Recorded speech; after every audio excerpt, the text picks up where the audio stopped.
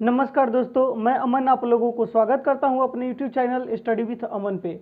आज हम लोग हस्तक्षेप के बारे में जानेंगे। हस्तक्षेप, जिसे अंग्रेजी में इंटरवेंशन कहते हैं। हस्तक्षेप, जब कोई राज्य किसी दूसरे राज्य के आंतरिक मामलों में दखल देता है, उसे कोई ऐसा काम करने के लिए बाध्य करता है जिसे वह राज्य नहीं करना चाहता है, उसे हस्तक्षेप कहते हैं। यानी कोई ऐसा राज्य जिसे कोई कार्य करने की आवश्यकता नहीं है और कोई दूसरा राज्य उस पर जबरदस्ती दबाव डालता है, उसे उस कार्य को करने के लिए बाध्य करता है, उसे हम हस्तक्षेप कहते हैं। पंचशील के 5 सिद्धांतों में से भी एक सिद्धांत राज्यों के आंतरिक मामलों में हस्तक्षेप न करने पर बल देता है। इसके साथ ही संयुक्त राष्ट्र संघ को भी यह अधिकार नहीं है कि वह दूसरे राज्यों के आंतरिक मामलों में हस्तक्षेप करे। हस्तक्षेप के 4 प्रकार हैं, जिसे हम लोग पॉइंट के माध्यम से जानेंगे। पॉइंट नंबर 1, कूटनीतिक हस्तक्षेप।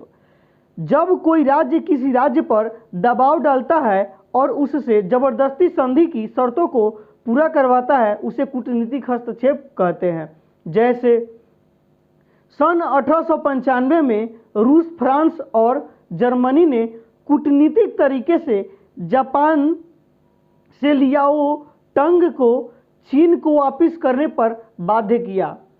इसका मतलब यह है कि जब सभी देशों के बीच में संधि होता है और जब कोई एक देश संधि को तोड़ देता है तो सभी देश मिलकर उस संधि को मानने के लिए उस राज्य को बाध्य करता है कूटनीतिक तरीके से, उसे ही हम लोग कूटनीतिक हस्तक्षेप कहते हैं। पॉइंट नंबर 2, आंतरिक हस्तक्षेप। जब 2 राज्यों में पारस्परिक संघर्ष हो और एक राज्य को सहायता दी जाए, इस प्रकार के हस्तक्षेप को आंतरिक हस्तक्षेप कहते हैं।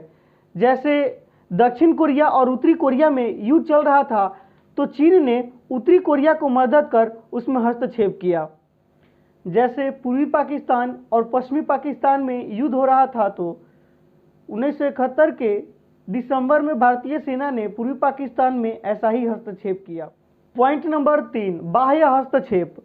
जब 2 राज्यों के बीच युद्ध हो रहा होता है और कोई दूसरा राज्य आकर दोनों में से किसी एक राज्य के साथ मिलकर युद्ध करता है, उसे हम बाह्य हस्तक्षेप कहते हैं। यानी जब किसी 2 राज्यों के बीच में युद्ध हो रहा होता है और तीसरा राज्य आता है और किसी एक राज्य के साथ मिलकर दूसरे राज्य से युद्ध करने लगता है, उसे हम लोग बाह्य हस्तक्षेप कहते हैं। लेकिन आंतरिक हस्तक्षेप में हम लोग यह देखते हैं कि सिर्फ उसमें मदद किया जाता था, लेकिन युद्ध में शामिल नहीं होता था कोई भी देश, लेकिन बाह्य हस्तक्षेप में युद्ध में शामिल होता था।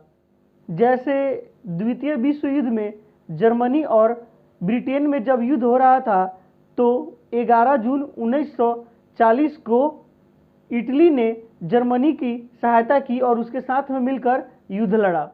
पॉइंट नंबर 4, दंडात्मक हस्तक्षेप।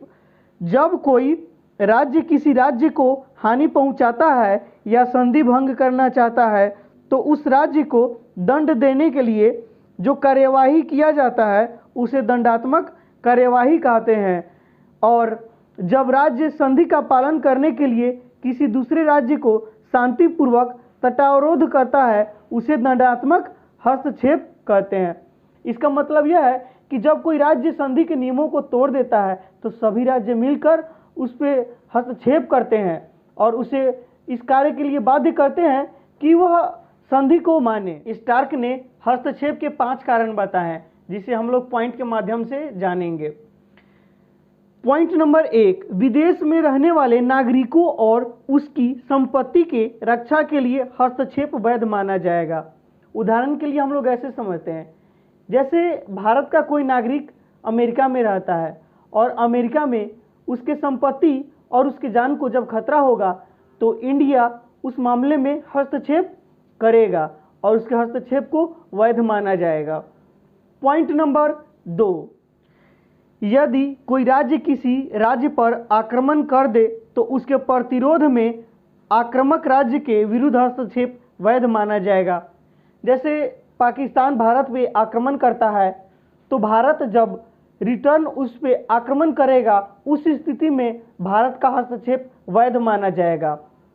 पॉइंट नंबर 3, यदि कोई राज्य किसी और राज्य के संरक्षण में है और कोई और राज्य उस पर आक्रमण करता है, उस स्थिति में हस्तक्षेप वैध माना जाएगा। जैसे भूटान भारत के संरक्षण में है। 1949 के संधि के धारा 2 के अंतर्गत इसके तहत भारत वचन देता है कि वह भूटान के आंतरिक प्रशासनिक मामलों में हस्तक्षेप नहीं करेगा और भूटान विदेशी संबंधों का संचालन भारत के परामर्श से करेगा। इसका मतलब यह है कि जब कोई राज्य किसी राज्य के संरक्षण में रहेगा और कोई दूसरा राज्य उस पर आक्रमण करेगा तो वह राज्य उस पर आक्रमण करेगा, उस स्थिति में उस हस्तक्षेप को वैध माना जाएगा। पॉइंट नंबर 4, यदि कोई राज्य अंतर्राष्ट्रीय विधि का उल्लंघन करता है तो उस पर सामूहिक आक्रमण कर उसे अंतर्राष्ट्रीय विधि का पालन करने के लिए बाध्य किया जा सकता है। यदि सभी राज्यों के बीच में जब संधि होता है, अंतर्राष्ट्रीय संधि, और कोई एक ऐसा राज्य है जो उस संधि को तोड़ देता है तो सभी राज्य मिलकर उस पर आक्रमण करेगा और उसको बाध्य करेगा कि वह उस नियम को पालन करे। इस हस्तक्षेप को वैध माना जाएगा। पॉइंट नंबर 5, संयुक्त राष्ट्र संघ के चार्टर के अनुसार कई राज्य सामूहिक रूप से मिलकर किसी राज्य के मामलों में हस्तक्षेप कर सकता है। जैसे 1950 में उत्तरी कोरिया ने जब दक्षिणी कोरिया पर आक्रमण किया तो सुरक्षा परिषद ने कोरिया गणराज्य की रक्षा करने के लिए सभी के साथ में मिलकर सैनिक भेजा। इन 5 कारणों के अतिरिक्त ओपेनहीम ने 2 और कारण बताए हैं, उसे भी हम लोग पॉइंट के माध्यम से जानेंगे।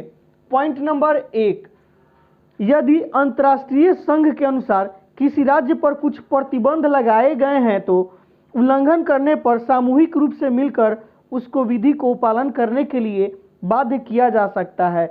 इसका मतलब यह है कि जब अंतर्राष्ट्रीय संघ के द्वारा किसी राज्य पर कोई प्रतिबंध लगाया गया है और वह राज्य उस प्रतिबंध को नहीं मानेगा तो सामूहिक रूप से सभी राज्य मिलकर उस राज्य को बाध्य करेगा कि वह उस विधि को पालन करे। पॉइंट नंबर 2, जब संधि द्वारा एक निश्चित प्रकार का शासन निर्धारित कर दिया जाए तो शासन प्रणाली में बदलाव पर हस्तक्षेप किया जा सकता है। इसका मतलब यह है जो नियम संधि द्वारा लागू किया गया है उस नियम को बदलना नहीं है। यदि उस नियम के साथ में छेड़छाड़ होगा तो सामूहिक रूप से मिलकर उस विधि को पालन करने के लिए उस राज्य को बाध्य किया जा सकता है, जिसे वैध माना जाएगा। अब हम लोग इस वीडियो के लास्ट में हस्तक्षेप से जो महत्वपूर्ण क्वेश्चन आ सकते हैं उसके बारे में जानेंगे। क्वेश्चन नंबर 1, हस्तक्षेप क्या है? क्वेश्चन नंबर 2, अंतर्राष्ट्रीय हस्तक्षेप नीति का व्याख्या करें। क्वेश्चन नंबर 3, हस्तक्षेप कितने प्रकार के होते हैं? क्वेश्चन नंबर 4, स्टार्क के हस्तक्षेप के कारण का व्याख्या करें। दोस्तों, यह हस्तक्षेप का पार्ट 1 था। हस्तक्षेप का पार्ट 2 मैं जल्द ही डालूंगा। दोस्तों, यदि आपको यह वीडियो अच्छा लगा हो तो लाइक, कमेंट, शेयर और सब्सक्राइब जरूर करें। धन्यवाद।